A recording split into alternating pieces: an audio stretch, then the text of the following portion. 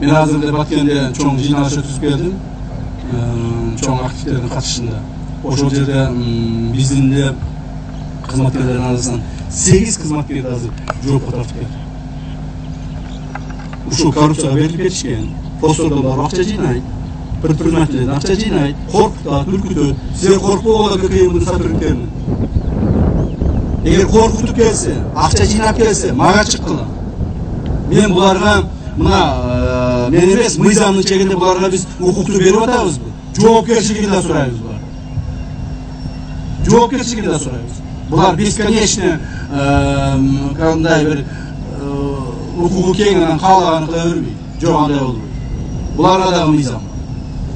Мыйзамды бузса булар дагы жок. Макулбу? Ошон үчүн унчукпай отурбай жардамыңызды бериңиздер, урматтуу жетекчилер.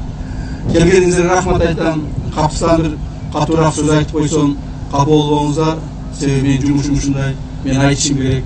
Унчукпай келип саламатсыз өбүшүп ташып кетип кала берсем, анда жумуш болбойт. Азыр мына бүгүн дагы 3 чоң ушундай жумушум бар. Азыр Ошко барамын. Ошто чоң ушундай жыйналыш өткөзөм. Анан кийин Өзгөнгө барамын. Анан кийин Жалал Абадка барамын. Ушул жумуштарды баарын аткарышып. То есть бизге президентибиздин атынан коюлган тапшырма.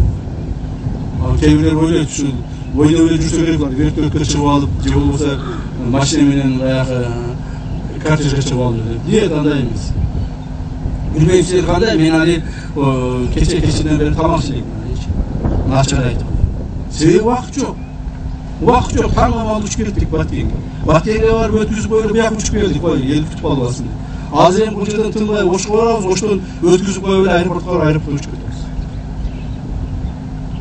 Кечинде кайра Кудай кааласа үйгө жетип барабыз. Ошол рахмат, анда саламат болуңуздар, тынч болуңуздар, ишиңизге ийгилик каалайм.